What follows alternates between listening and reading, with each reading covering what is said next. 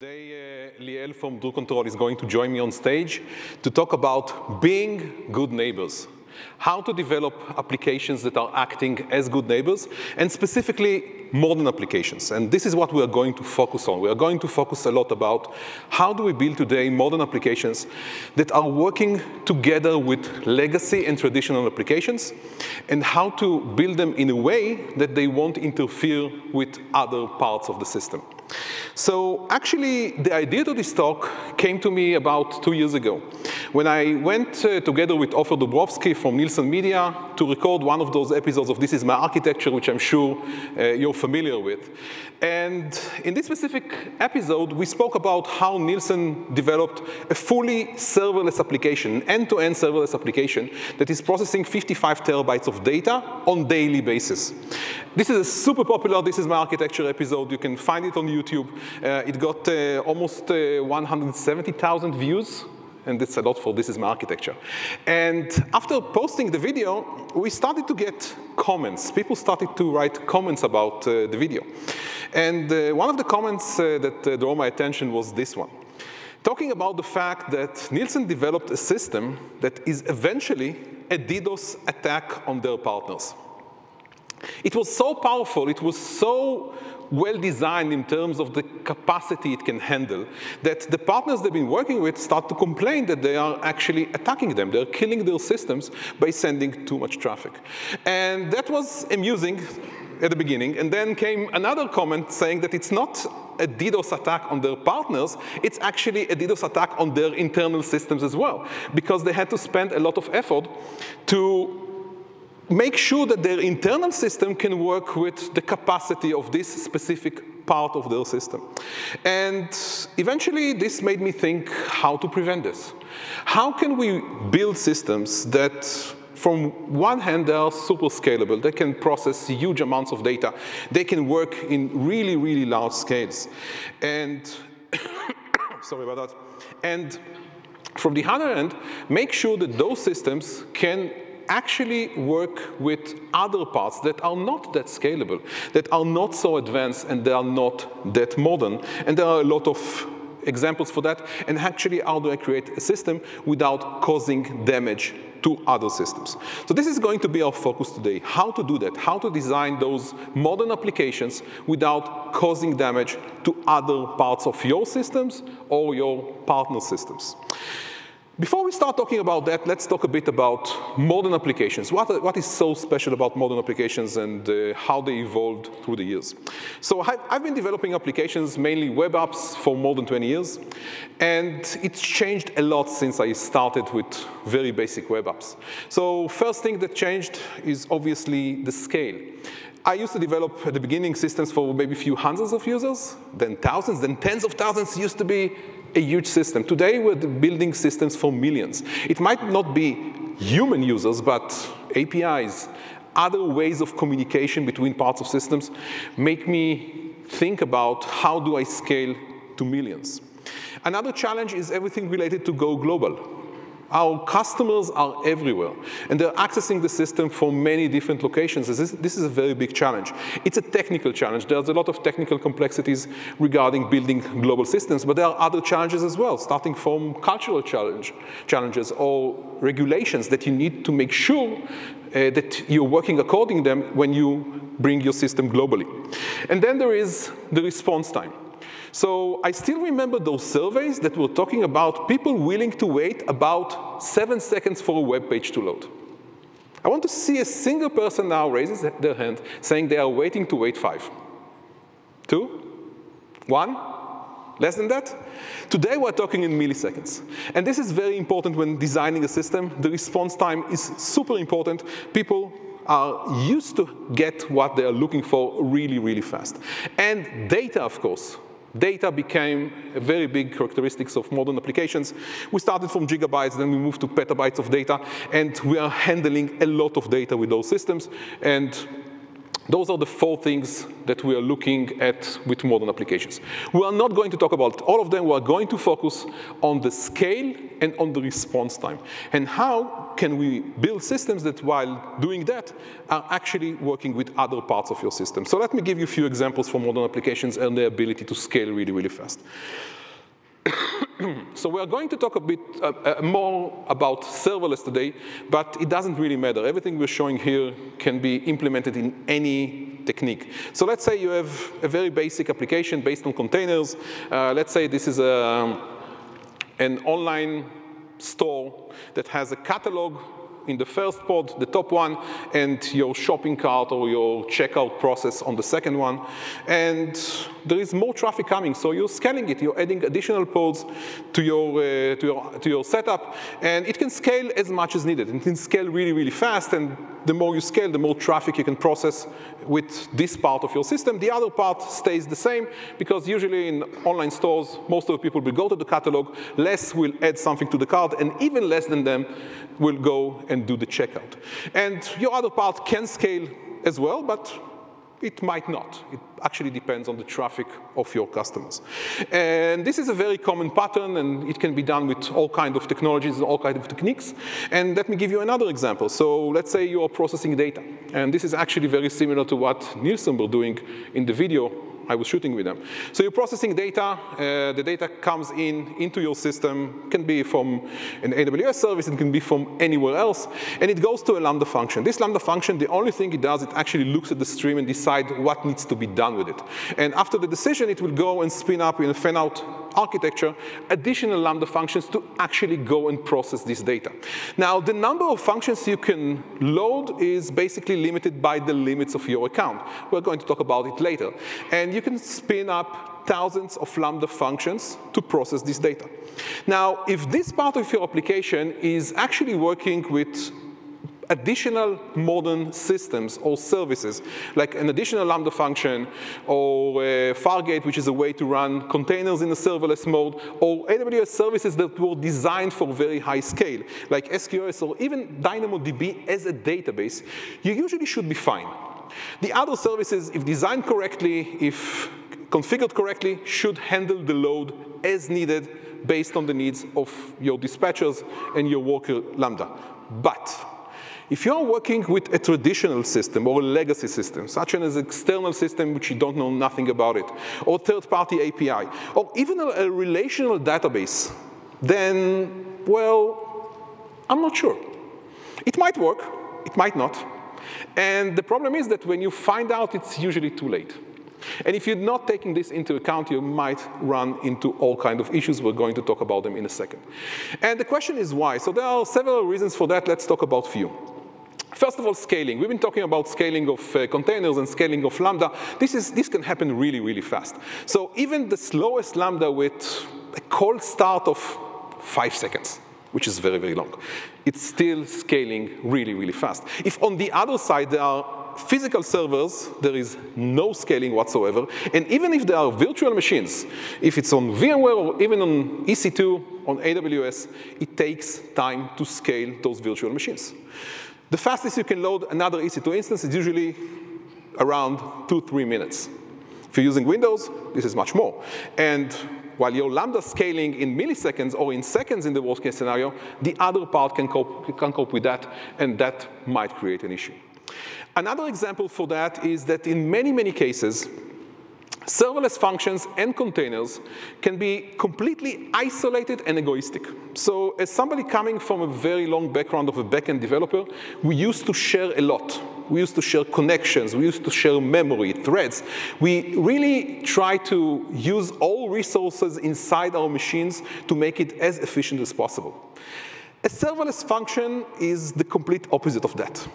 It will come up, do whatever it needed, consume all the resources that were assigned to this function, and then just wait for another call without releasing anything. And it's memory, it's disk space, it's connection to the databases, and you might run into all kinds of challenges because of that, because you're missing this part of reusing resources, reusing your compute resources. So those are just 2 examples. And the question is, what can possibly go wrong? And actually, there are a lot of things that can go wrong if you're not taking care of it. First of all, you can run into all kinds of issues with APIs, from throttling to blocking, if you're not respecting the API rules of the other side, you might be throttled or blocked. You might run into timeout. So when the system is not available on the other side, hopefully, if you set the timeout, your application will time out and will retry, and that might cause some downtimes. And there is a very important factor that many people ignore, and this is the cost factor. So think about it. When you're running your Lambda function or your container, and there is no answer from the other side, and then you retry, and retry again, and retry again, you're paying for all those retries. And that costs you a lot of money. And this is something you should take into account. It will definitely affect your customer experience. As mentioned in the comments from the video with Nielsen, it will lead to some kind of DDoS attacks that you might create with your super modern system. So what's the solution? How do we prevent that? How do we make sure that my application is actually a good neighbor? And the simple answer for that is basically limits. We need to find those limits that will make sure that my application is still super modern, robust, can process a lot of data, but not causing the damage on the other side. And this is what we're going to focus in the rest of the talk, how to create those limits, which tools to use, which techniques. And for that, we created a demo. And you are actually going to take part in this demo. So I hope you brought your phones here. I hope you have your camera open for scanning a QR code, because we're going to need your help. We're actually going to need your help mostly to bring down the demo. Okay? So do your best. This is a very important part of this session, to bring down the demo. And what we build is a very basic system. So we have users from one hand. This is you. And if you're not able to create the load as needed, Liel here in the back has a loader that will create it for us. But I'm sure it's going to be fine. Those users are accessing a website hosted on an AWS Amplify service. This service, if you're not familiar with, is basically a service to host your web applications. It will take care of everything needed, from hosting the application, doing a CI/CD process to deploy it. And the entire backend is a fully modern application end-to-end.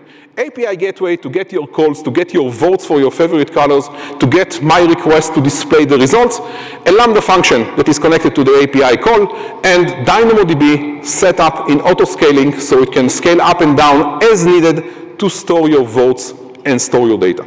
Super simple, but this version, and we're going to change it later on, is what we call a super modern application. All parts are completely serverless, are completely scalable, and in theory, they should handle any load that we are going to put in it. Want to try it? Let's go. So this is the QR code, and there is a bit.ly URL that you can use if you don't want to scale the QR code. And we actually want you to create a lot of load. I'm going to switch to the demo in a second after you scan. If you want to use the bit.ly, that's absolutely fine. And what you're getting there, and I see you're voting already, that's great. So what you're getting there is basically a very simple application, 5 buttons, pick your favorite color, and I actually want you to pick colors not only one time, like do it constantly. And as you can see, from one hand, you're doing the votes, and I have this nice pie chart that actually shows the results. Okay? So first of all, you can see at the bottom that there is a response time. My results page is actually returning results somewhere between 150 to 300 milliseconds. This is the entire trip of going, getting the data, and updating the pie chart. On your end, each time you're voting, you're actually getting a response with the time it took. So actually, gray is not my favorite. We'll do it red. You can see that there is a time how much this round trip took. I have to tell you a secret. We're injecting a 1 second of wait time for every request just to. Why are you laughing? This is important because this is a very simple application. It basically does nothing except for writing into the database. So we try to add some real life work. So we added this 1 second wait time. This is why your response time is going to be always above 1,000 milliseconds, not because it takes so much time to do the vote. So this creates an additional load on the entire system, so there are more Lambda functions running concurrently. Otherwise, it's just going to reuse a lot of the Lambda functions and won't create the load needed. But as far as I can see, and hopefully you're getting the same experience by now, you're not getting any errors, right? Anybody got an error or something? Oh, there are errors. Unbelievable. What's the error? Service unavailable. I already killed it? Okay. Still responding, OK. That should clear up, by the way. There is a clear up mechanism. And as you can see, this is scaling and adding more and more results into DynamoDB. And even in this super modern application, which has no limits whatsoever right now, we would like to introduce some limits. It can be from different reasons. I'm going to give you one. For example, the cost of DynamoDB. So if you're leaving DynamoDB in auto-scale mode, it can be really, really expensive, really, really fast. So you want to start adding limits to your application. You want to start making sure that you're actually controlling what it does. So let's talk a bit about limits. So the most basic thing is to set function concurrency. So if you're using Lambda, you have a very simple way to limit the number of concurrent Lambda functions running inside your account. So you can set it up in the console. You can set it up in a command line. And that will make sure that your Lambda functions won't run above the number you set in Lambda concurrency. Very important to mention that concurrency is per account per region. And there is a limit for every account. So there is a default limit of 1,000 Lambda executions. You can increase this limit. This is a soft limit, so you can contact support and increase this limit. But when you set in concurrency for a specific function, this number is being taken out of your entire pool. So this is why what's left for my application is less than 1,000. And actually, there are several Lambdas in this account. So this one is going to get 100. The other one, I think, is getting 7. This is why my remaining concurrency is 893. And this is a very simple way. And actually, let me give you a tip. If you are looking for a way to kill your application really, really fast, you have a Lambda that creates damage right now. You want to stop it immediately. One of the fastest ways to do it is to set concurrency to 0. When you set concurrency to 0, you're basically telling the system, do not run this Lambda. And to actually show you that, let me go back to the demo for a second and actually kill one of my Lambda functions. So I'm going to run the command line for put function concurrency and set it to 0 for the one that you're actually using to send your votes. Now, when it's running and you're going back to the voting mechanism, you are going to see an error. And this is because I just set Lambda concurrency to 0. As you can see, my other side of the application, the one that actually reads the data, is still working with no issues because this is a separate Lambda. Here is another reason why you should separate Lambda functions into their actual usage. This is one of them. Security is, of course, another one. Let me delete it so you can actually continue with the demo later on. So you can run delete function concurrency. That will reset the 0 concurrency I set earlier, and now I can, now I can actually vote again, OK? Here's another way to limit your application. And this is actually a relatively new one. You can set event filtering for Lambda functions. So this is something we used to do in code. We used to do this event filtering in code that required me to actually load the Lambda function and do the checks if I need to do something inside my code. Now with event filtering, you can set up an event filtering before executing the Lambda function. So you can look at the data coming in the payload and decide if to run the function or not. And that supports several services. In this example, I have a data stream coming from Kinesis, and I can look at the data, tire pressure, and execute my code only if the tire pressure is less than 32. Why? Because I don't care about anything that is above this number. And this is something that will reduce the number of executions, reduce the general load on your system, and eventually will release more and more resources, something very, very important. So those are very basic techniques to limit parts of your application. Let's talk a bit about relational databases. So a lot of applications are working with relational databases. A lot of systems are working with relational databases. And one of the problems of relational databases that if you're not setting your application correctly, you are going to run into this problem of getting out of connections. And it might not come in the beginning. It might take some time until you build some load. And there are all kinds of scenarios. But even if you're managing your application and trying to release connections and manage it, the way Lambdas and containers are working in many cases will bring you to this point. Let's go back to the demo for a second and do a change over there. So what I did before was working with DynamoDB. What I'm going to do now is actually change the code of my Lambda function. And we did a nice trick here of doing an include file that if I'm changing it from DynamoDB to RDS and deploying,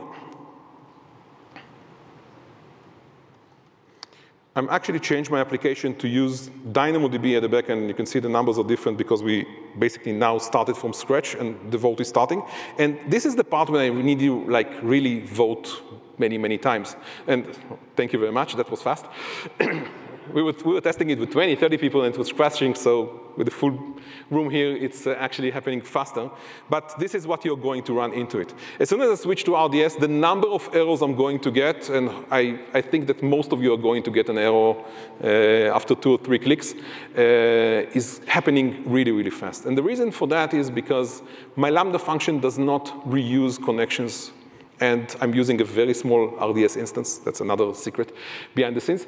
And it's simply not enough. And it might be your RDS. It might be somebody else's RDS. But when you're working with relational databases, you have this challenge. And you're actually going to run into this challenge really, really fast. So what can you do about it? First of all, you can use buffers. And this is something very common. This is actually what Ofer is talking about in the video. But this video, is, as I told you, was recorded about 2 years ago. They already changed that. I'm going to talk about it in a second. But this is actually not a bad way to overcome this challenge. Using buffers means that instead of writing directly into your relational database, you're using some kind of buffer, in this case, SQS. You're just telling SQS what you should do. And there is another process, usually a Lambda function, but can be any other technology, that takes this information from the queue and decides what to do with it in which rate. So you can lower the rate of writing. You can actually aggregate. This is something very, very common. Instead of doing an insert for every single operation, you're taking few inserts and aggregating them into a single query that will save you connections. And eventually, this will write into your relational database and save these resources. Another way, much more modern, is to use a proxy. And in this case, Amazon RDS Proxy is relatively a new service that is sitting between your application and your relational database. And RDS Proxy will manage for you all the connections between your application and the database and make the reuse of them and make sure that your application is not exhausting all the connections. And this is actually what Nielsen did eventually. And this is actually what Liel is going to talk about in a second, what they did in do control. One very important advantage of using this technique as opposed to the previous one is that with RDS Proxy, you can, in addition to writing into the database, you can read from the database. And you can actually play and set those connections very, very easily. And that can solve this challenge of running out of connections. To tell you more about how they implemented it into do control and how they're using RDS Proxy, I would like to call Liel on stage.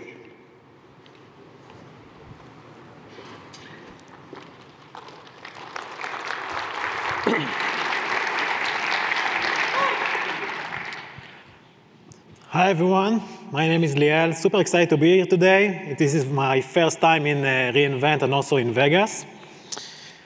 I'm the CTO co-founder of do control, and I will speak about do control and what we are doing. So we are a cybersecurity startup that is building a product around SaaS security. We are building like modern and cloud-native SaaS security platform, and our mission as a product is to protect all the data that is inside of those SaaSes. So we are connecting to all of those SaaSes. We fetch all the metadata, the assets, the repositories, and every settings that exist on those SaaSes, and also getting all the user events from those as well. And because we have all the data, we can combine it into a unified data model and do continuous monitoring and workflows on those SaaSes. So the security team can run multiple self-remediation tooling in order to prevent data breaches and data loss, DLP, and also misconfiguration of those SaaSes. So we are working, as you understand, with all of those vendors like Zoom and Slack, GitHub, Monday, and all of doc-oriented SaaSes like Google Drive, OneDrive, SharePoint, Dropbox, Box, and many others. And as you can understand, the scale is very high. So we need a better infrastructure and much stronger infrastructure in order to run in scale. Also, we should be like, because our system is cloud native and mostly powered by serverless, we need to protect ourselves and also when working with other vendors as well. So we need to be careful about it. So in the architecture that Boaz mentioned on the voting demo, we saw very classical architecture of serverless. This is like also like our basic footprint of building services in Do Control. But from time to time, we are getting like requirements, especially from product, that we need to move from DynamoDB to RDS in order to do an aggregation and much more advanced features of the data. And this is very challenging because we need to change the data store to something which is much less scalable. So when doing so, we add like the RDS, but then we encounter an issue. One of the issues, as you saw earlier, is the connection pool management. So in order to help dealing with the situation over there, we need to add another piece of the architecture, and the piece is RDS Proxy. So the RDS Proxy sits just between the code itself and the RDS itself. So we just like proxy all the requests via the RDS Proxy in order to reach to the database itself. And let's do a quick demo on that. So I'm going to change the application configuration just to show you the minimal changes that we need to do. So I'm going to point the code itself through the RDS proxy on both lambdas.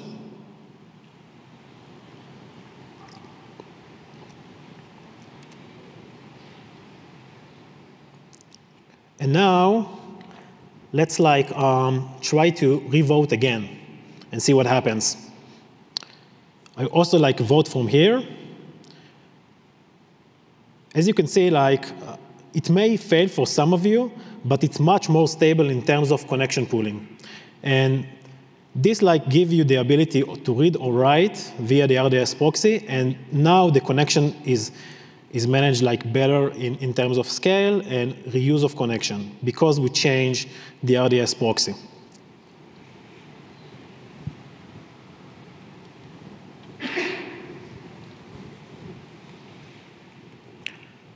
So just to sum up what we saw here, so there was very little change in terms of architecture. We just move and put another hop in between the code itself and the database, but the interface will remain the same. So not a lot of architecture change. The code change is super minimal, and we gain a lot of benefit using the RDS proxy.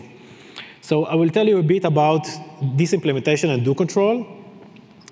So when we started working with RDS, we implement the RDS proxy, and because of that, it was much more simple for us to manage the code itself in terms of the complexity, because we don't need to manage the connection pool and connection sharing inside of the Lambdas itself. I know that there is a couple of open source that are supporting that, but it is hard and less scalable and much more complex in order to manage that. The other thing is because RDS proxy supports fast failover, so we benefit from those as well. It also supports like read replicas, which is good for our case because we want to separate workloads. So either like a writer node or reader nodes, it's fully supportive of that. I didn't show you in this example, but RDS proxy supports IAM authentication. So I'm using, in the demo, we use like plain password, but in reality, we are using like IAM authentication, which is much more secure because you're getting like a short-lived token and not like plain text, like kind of a password, and also not rotation password. So it's much less secure and also like less complex to manage. So everything is working with IAM, and it's fully like a managed service. So I don't need to scale up the connection management. RDS Proxy is doing that for me. And there is a lot of benefit to using that. For our use case, it was implemented super quick. So the team like implemented in 1 week, like migrate to the new architecture. So this is about RDS Proxy. And back to you, Boaz, for a few more options.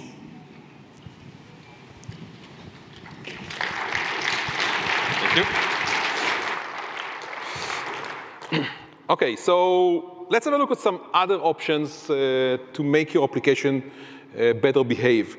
So we've been talking about creating all kinds of limits. But if you are controlling the API, if you are controlling the gateway into your legacy application, you can use API throttling. And I'm calling this solution make it somebody else's problem.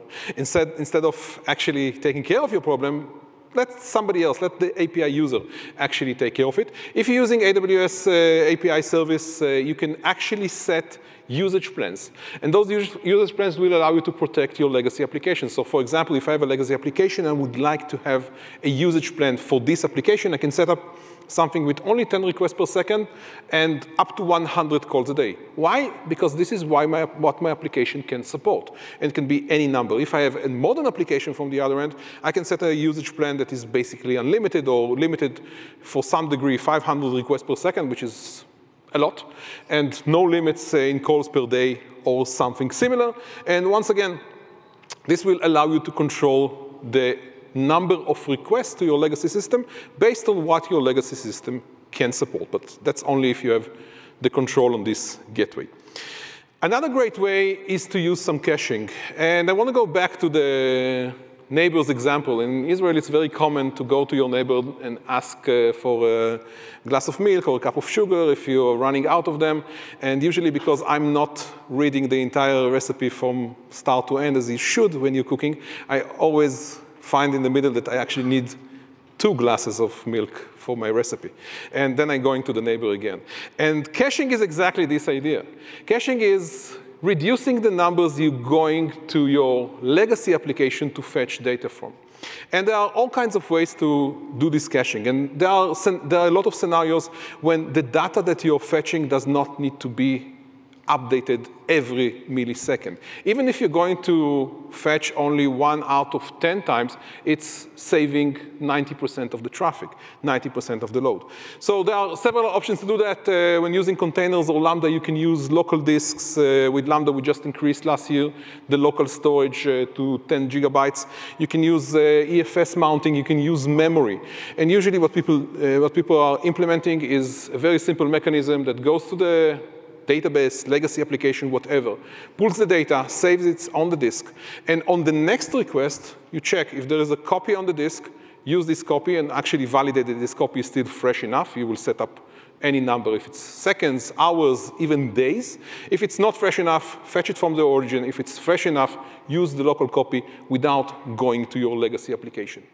Another way to do it is actually using a service. In this case, Amazon Elasticache. This is an in-memory database. A lot of our customers are using it for caching. And you can create a very simple mechanism that pulls data from your relational database, third-party system, API, with a Lambda function, with a recurring event, and refresh your cache layer. And instead of calling your relational database on every request from your Lambda function, call it only once in a while.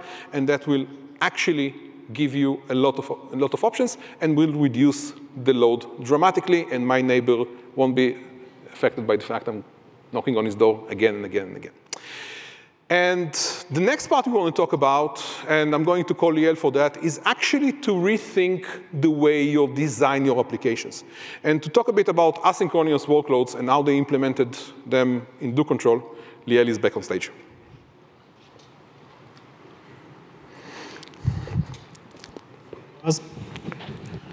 OK, so async workloads. We're going to talk about how to move to async thinking, and also how, because of that, being a good neighbor, either internally or externally when working with third-party vendors. I will give you like a examples of how we deal with these kind of workloads at DoControl, and we also see a demo with 3 use cases. One of them is naive one, the second one is more advanced, and the other one is more advanced. So first of all, what is ASIC thinking? So when we building a modern application, we better be prepared to release resources as soon as we can. So in this slide here, you see that service A on both sides is differently, but service B is the same. So the idea is to release resources as soon as you can. Of course, it means to re-architect the workflow and sometimes returning an ID instead of sync manner, but service A is working much less than in the right side than the left side, right? So definitely something that's worth checking. And this is creating the buffers that Boaz mentioned. In order to do so, there's a couple of services in AWS that you can use. You probably know them, but we will talk about them and also a couple of examples that we implement and DoControl.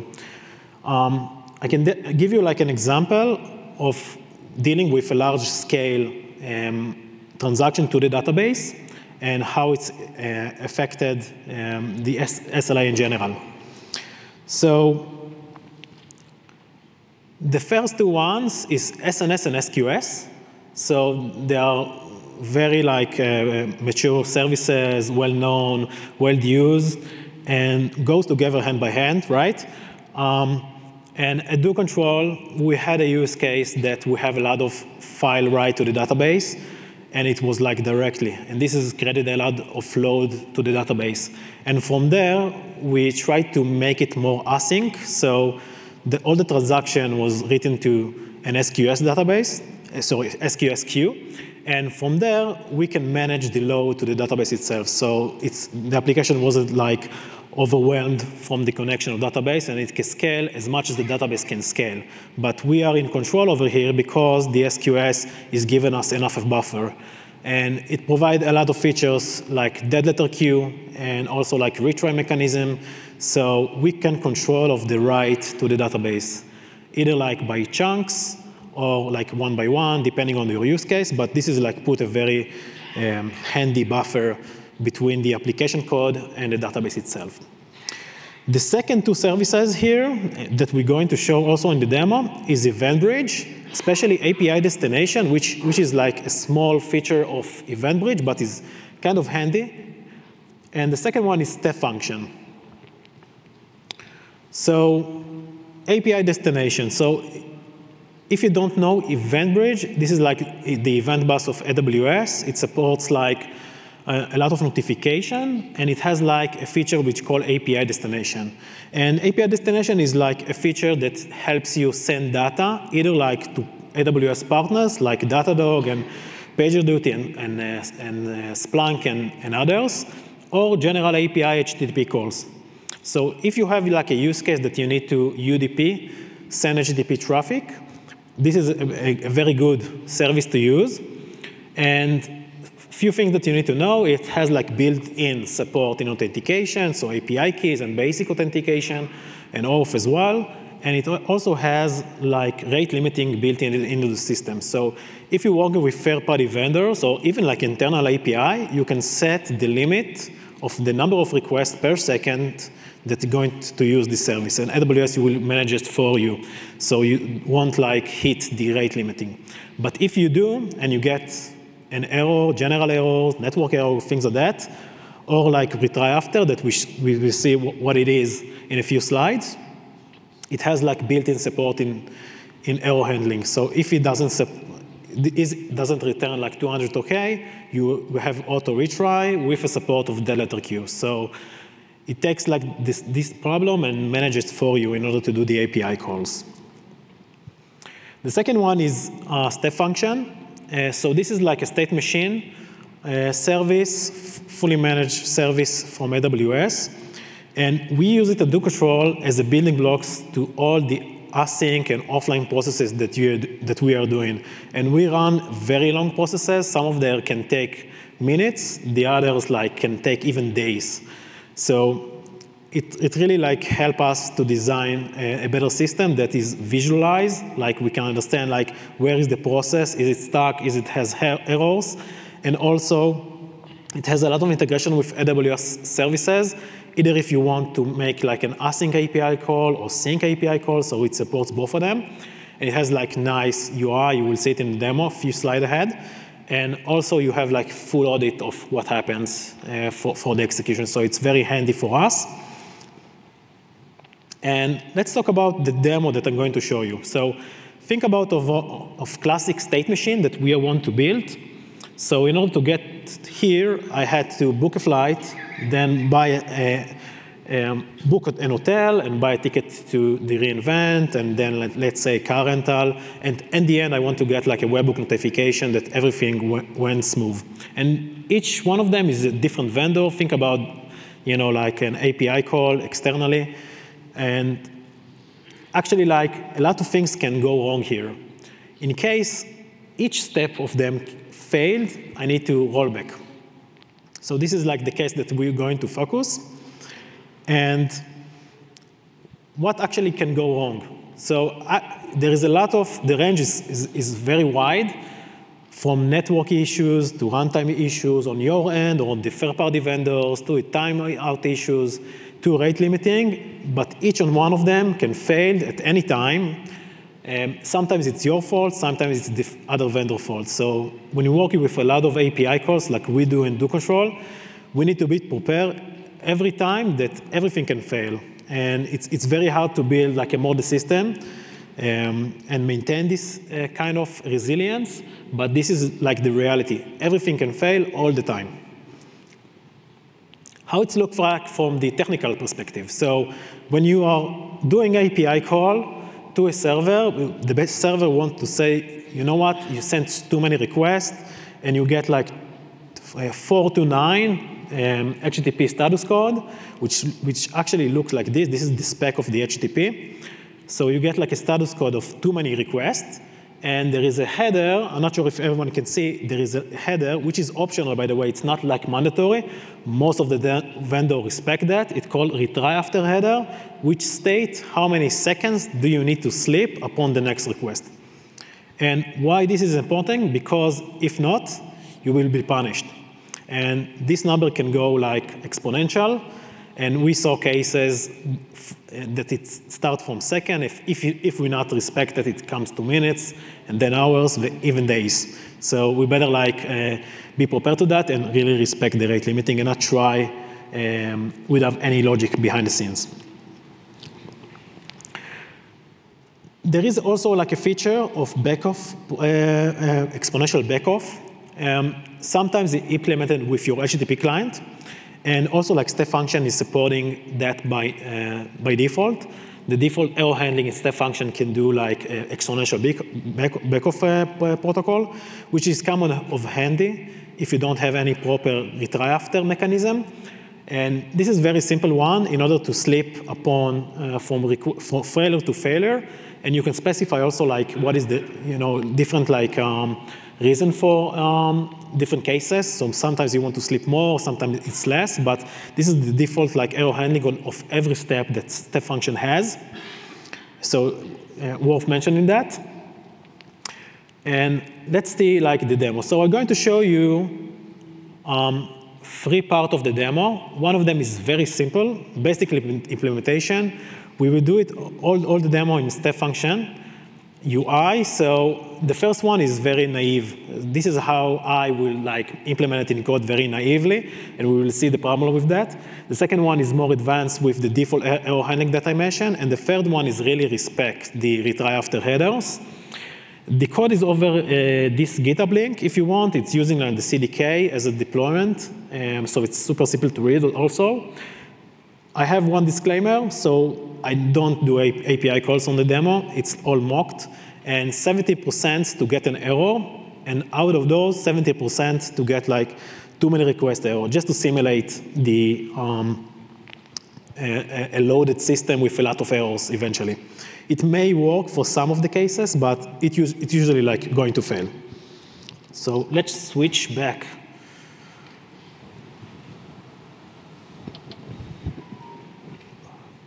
Cool. OK. So here we have the first step function. And I'm going to do like a few executions just where you can see something.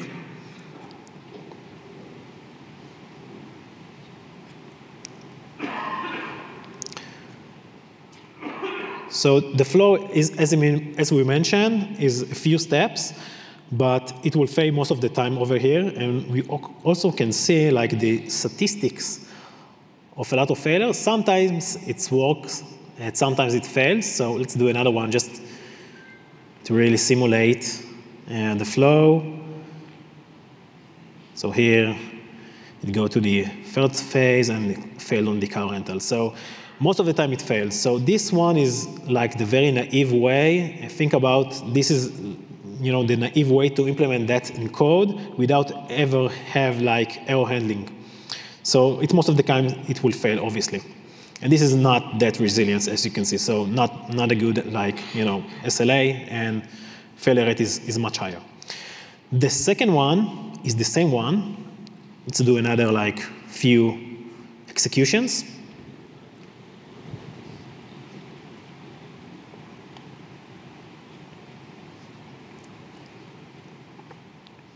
Here is like a failure, by the way, and each step here has the default error handling. So I'm using like the default error handling, and you see by the end that most of them will work.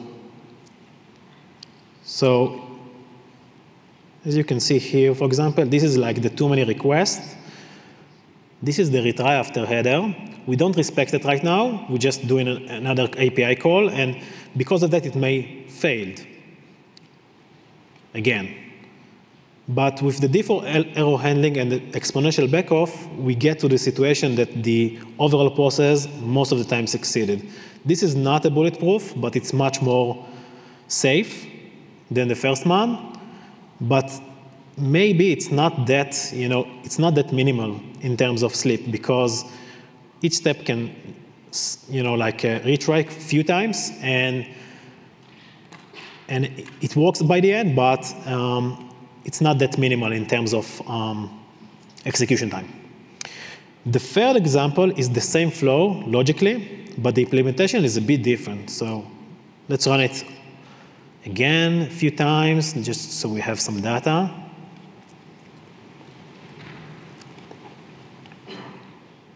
This one is more complex, as you can see. Let's take some week with failures. Here you go. So, OK, so in this flow, we are really respecting the retry after headers. So in case we get an error, we're extracting the retry after, calculate when is the next time to do an API call, and natively do it slip inside of the step function. And why this is important? The reason is that we don't need to slip inside the code itself. So Boaz mentioned that you want to avoid that, and you surely do, because your Lambda function or your container of everything will cost you money. You don't want to CPU slip inside your code. So here it's natively slip of step function, which doesn't cost you anything, actually. So here it's very minimal, and we can see, let's take this one. So this is the retry after and retry after date. And this is exactly what we're passing along to the wait. So this is the payload. We are passing the retry after calculated date to the native sleep wait. And we just sleep the entire time until this date occurred. So even if it will be like few minutes or hours, it won't cost you any money. And this is very minimal in terms of execution, because you are just waiting the right time.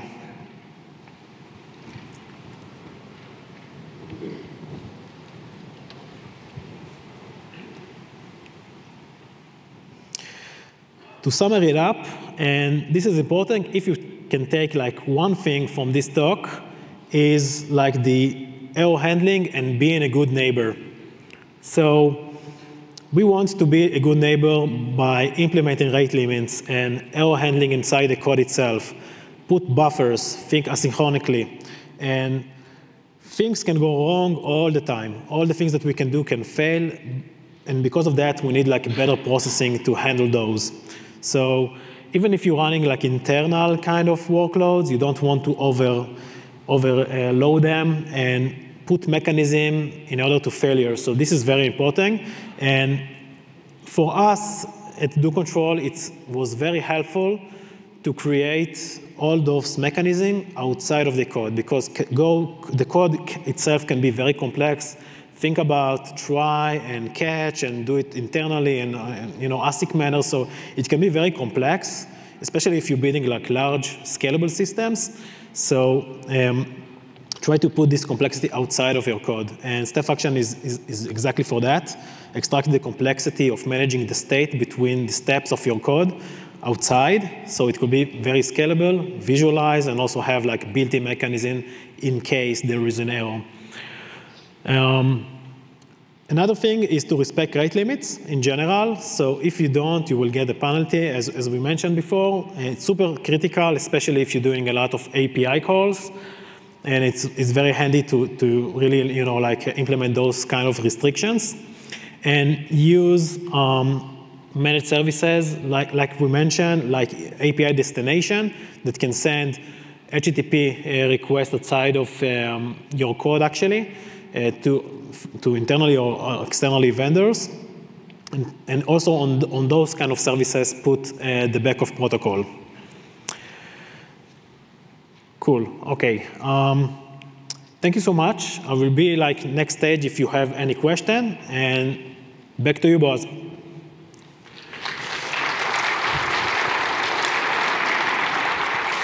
OK. Thank you very much, Liel. So always nice to hear from firsthand and how people implement this technology. And I just want to finish up and say that when you're developing your modern applications, it's up to you to make sure that they actually well behave. So the call from here is be a good neighbor. Make it part of your application design. Make it part of your architecture. Think about it. How do you work with other parts of the system, and how do you affect them? Modern applications do not run in vacuum. They are not completely isolated environments. They are part of an ecosystem, a neighborhood. And good neighbors needs good implementation in our case. Make sure your application is actually acting as a good neighbor. Thank you very much for watching.